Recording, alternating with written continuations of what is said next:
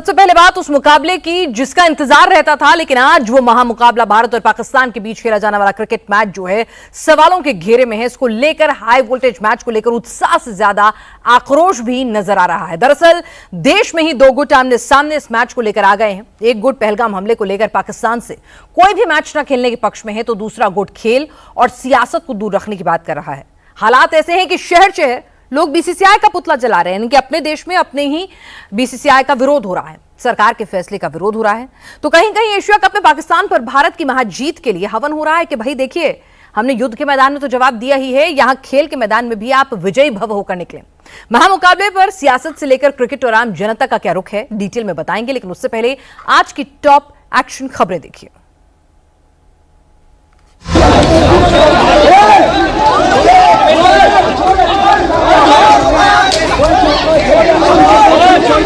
College campus में ही महाभारत छिड़ी है। दनादन लात घूंसे चलाए जा रहे हैं।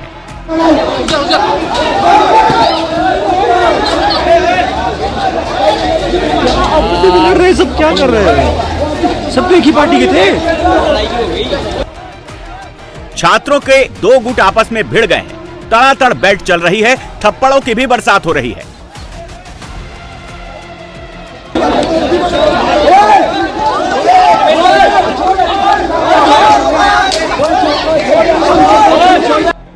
मारपीट की ये तस्वीरें दिल्ली के जाकिर हुसैन कॉलेज की हैं, जहां दोपहर में स्टूडेंट्स के बीच बहस हो गई।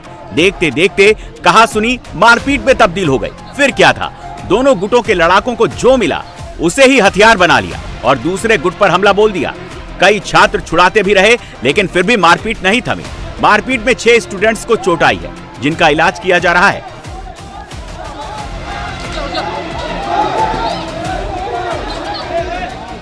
दरअसल ये मारपीट दिल्ली यूनिवर्सिटी के स्टूडेंट यूनियन के चुनाव को लेकर हुई, जहां दो गुट भिड़ गए। दोनों तरफ से पुलिस को शिकायत दी गई है, जिसकी जांच में पुलिस लगी हुई है।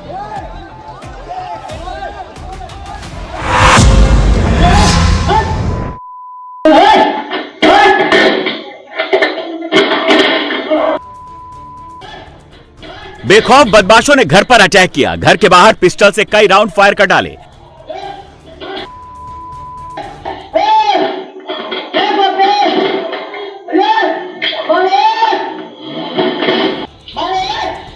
घर वालों ने बचने के लिए घर के दरवाजे लॉक कर लिए। बदमाश ने दरवाजे को भी तोड़ने की कोशिश की।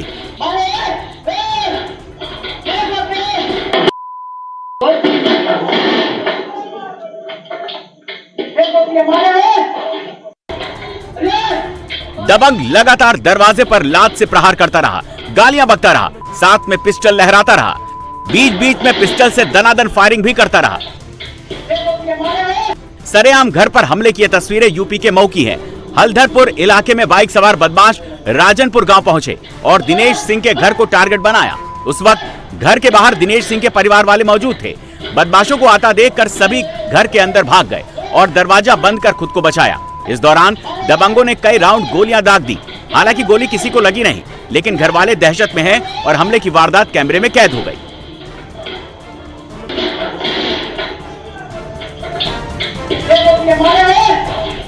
दरअसल दिनेश सिंह की कुछ लोगों से पुरानी रंजिश चल रही है, जिसके चलते दबंगों ने उनके परिवार पर अटैक किया।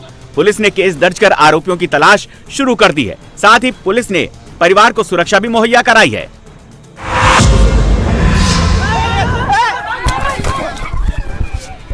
एक, दो, तीन, सिर्फ 3 सेकंड में ये दीवार धड़ाम हो गई।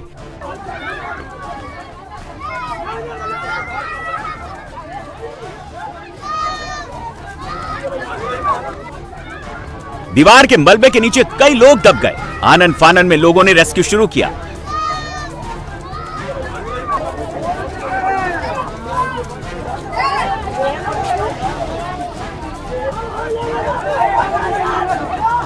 मलबे से कई लोगों को निकाला गया, अस्पताल पहुंचाया गया, लेकिन एक महिला को नहीं बचाया जा सका। हादसे की ये तस्वीरें बिहार के सोनपुर दियारा इलाके के संबलपुर की हैं, जहां गंगा नदी में उफान से दर्जनों गांव नदी की धार में समा चुके हैं। वहीं हजारों लोग पलायन को मजबूर हैं। यहीं पर एक यूट्यूबर बाढ़ को दिखाने गांव पहुंचा था। लोगों से बात करते वक्त ही पास की एक दीवार गिर गई। जिसकी चपेट में यूट्यूबर समेत कई लोग आ गए। हादसे के बाद गांव के लोगों ने मलबे में दबे लोगों को निकाला। हादसे में यूट्यूबर समेत 3 महिलाओं को गंभीर चोटें आईं, जिन्हें इलाज के लिए अस्पताल में भर्ती कराया गया।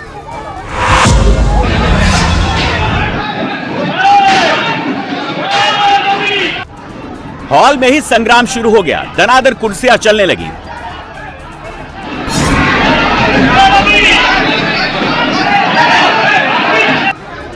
दो गुट के बीच भिड़ंत हो गई। थप्पड़बाजी और मारपीट होने लगी। बीआरसी के मीटिंग हॉल को ही अखाड़ा बना दिया गया। मारपीट में टूटी कुर्सियों का ढेर लगा हुआ था। आपस में ही मारपीट करने वाले कोई दबंग नहीं बल्कि टीचर हैं।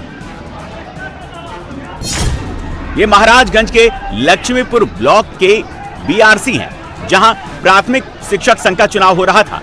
तभी अध्यक्ष पद के एक प्रत्याशी का पर्चा खारिज हो गया, जिससे नाराज प्रत्याशी और उसके समर्थक टीचरों ने हॉल में हंगामा शुरू कर दिया। मारपीट शुरू हो गई तो टीचरों ने हॉल में ही रखी कुर्सियों से ही प्रहार शुरू कर दिया। मंच को तोड़ दिया गया। मारपीट और बवाल के बाद टीचर संघ का चुनाव स्थगित कर दिया गया। अब चुनाव की अगली डेट बाद में बताई जाएगी, तब फिर से वोटिंग होगी।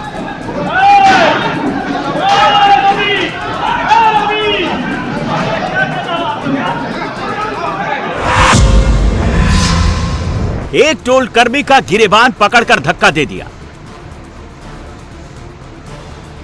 दूसरे टोल कर्मी पर थप्पड़ों की बौछार कर दी।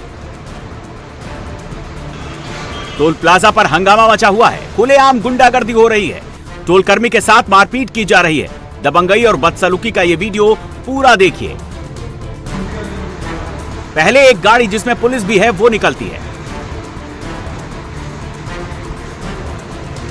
उसके पीछे एक नीले रंग की कार गुजरती है। कार जब फाटक से निकल रही होती है तो टोलकर्मी नीचे गिरते फाटक को ऊपर करने की कोशिश करने लगता है। धीरे धीरे गाड़ी टोल गेट से निकलती है। जैसे ही नीली कार फाटक से पार होती है, गाड़ी का गेट खोलकर उसमें से लोग निकलने लगते हैं। आसमानी कुर्ता पहने पहला शख्स आकर टोलकर्मी के पास आता है और बाजू पकड़कर अपनी तरफ घुमाता है, धमकाने लगता है। तभी एक ग्रे शर्ट वाला आदमी आता है और टोलकर्मी का गिरेबान पकड़कर उसे धमका देता है। दूसरा टोलकर्मी बीच बचाव के लिए आता है तो उसे भी ये लोग मारने लगते हैं। गाल पर थप्पड़ बरसाने लगते हैं। टोलकर्मी दूसरी लेन में चला जाता है। फिर भी ये दबंग टोलकर्मी को धमकाते और पीटते हैं। तस्वीरें यूपी के बाराबंकी से आई हैं। जो लोग टोल कर्मियों के साथ मारपीट कर रहे हैं वो बीजेपी विधायक दिनेश रावत के गुर्गे हैं। इन्होंने दिन दहाड़े टोल प्लाजा पर हड़कंप मचाया हुआ है। 1, 2, 3 और चौथे सेकंड में पूरा का पूरा मकान धराशायी हो गया। 2 मंजिला इमारत तेज रफ्तार नदी की शिकार बन गई। लोगों की आंखों के सामने मकान पानी में समा गया। मकान के नदी में गिरने का लाइव वीडियो सामने आया है। वीडियो में दिख रहा है कि नदी के किनारे 2 मंजिल वाली एक इमारत है, जिसके 7 कमरे ग्राउंड फ्लोर पर बने हैं। वहीं 7 कमरे ऊपर वाले तल पर मौजूद हैं। यहां नदी उफान पर बह रही है। उफनते उफनते वो किनारे पर बने इस मकान के एकदम पास से बहने लगती है। पानी ने मकान की नींव को काटना शुरू कर दिया। तेज रफ्तार नदी के सामने ये इमारत ज्यादा देर नहीं टिक पाई और चंद सेकंड्स में धड़ाम हो गई। मकान के धराशायी होते ही नदी का पानी एकाएक करके सारे कमरों में भरने लगा। देखते देखते इतना विशाल मकान नदी में एकदम गायब हो गया। तस्वीरें यूपी के बलिया की है, जहां गंगा नदी का पानी उफान पर है। गंगा नदी की रफ्तार इतनी ज्यादा है कि किनारों पर जबरदस्त कटान हो रहा है। बताया जा रहा है कि ऐसे ही 100 से ज्यादा मकान नदी में समा चुके हैं।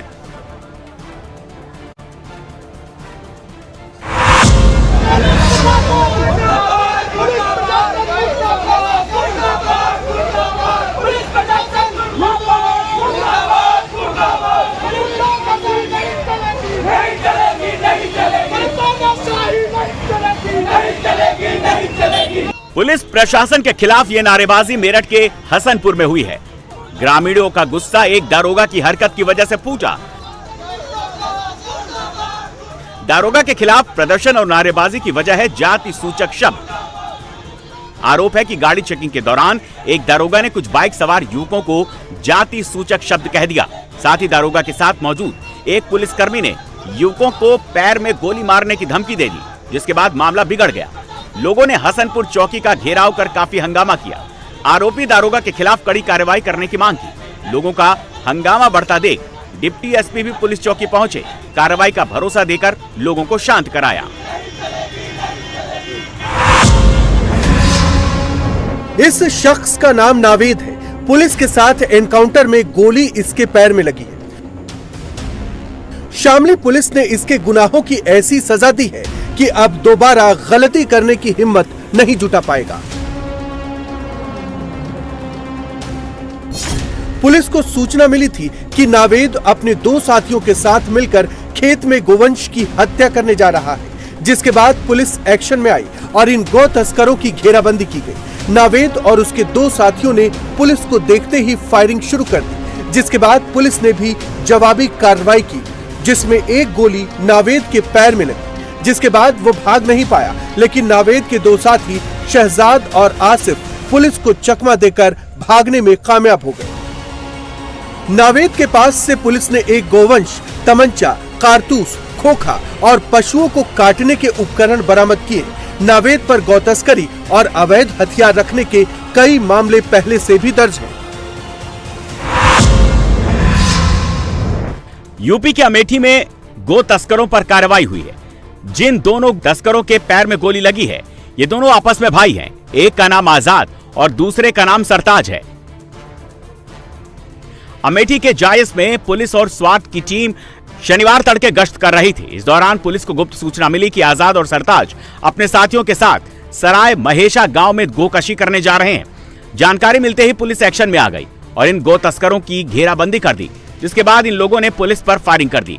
पुलिस की जवाबी फायरिंग में आजाद और सरताज के पैर में गोली लगी, जिसके बाद वो भाग नहीं पाए, लेकिन इनके कई साथी मौके से भाग गए।